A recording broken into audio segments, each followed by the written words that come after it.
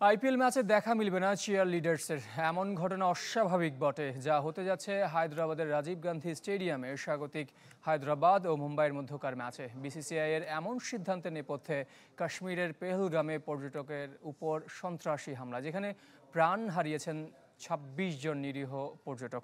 এমন নৃশংস ঘটনা নাড়া দিয়ে গেছে ভারতীয় ক্রিকেট আঙ্গনে। সামাজিক যোগাযোগ মাধ্যমে সহানুভূতি জানিয়েছেন বিরাট কোহলি, হার্দিক পান্ডিয়ারা।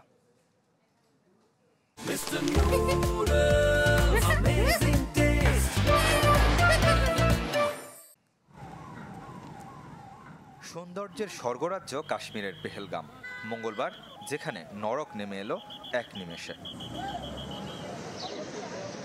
রক্তাক্ত হলো মাটি, প্রাণ গেল ২৬ জনের। ভারত নিয়ন্ত্রিত কাশ্মীরে এই সন্ত্রাসী হামলার ঘটনায় কাঁদছে বিশ্ব। ভারতীয়দের দুঃখটাও কম নয়, সহমর্মিতা জানাচ্ছে ক্রীড়াঙ্গনও।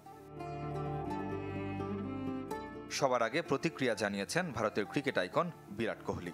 ইনস্টাগ্রামে দেয়া পোস্টে স্বজন হারানো পরিবারের প্রতি হৃদয় নিংড়ানো সহানুভূতি জানান কিং কোহলি। ঘৃণ্য অপরাধে জড়িতদের কঠোর শাস্তির দাবিও জানান।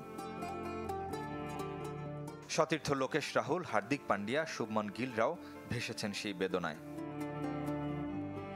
টিম ইন্ডিয়ার বর্তমান কোচ গৌতম গম্ভীরও সামাজিক যোগাযোগ মাধ্যমে পেহেলগাম হামলার কঠোর বিচার দাবি করেছেন।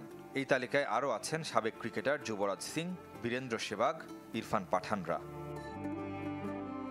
ভারতীয় ক্রিকেট বোর্ডও হামলার নিন্দা জানিয়েছে।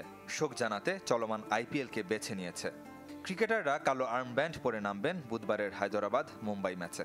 খেলা শুরুর আগে ১ মিনিট নীরবতাও পালন করা হবে। থাকবে না কোনো chair leader. Ridwan Shuyeb, channel 24।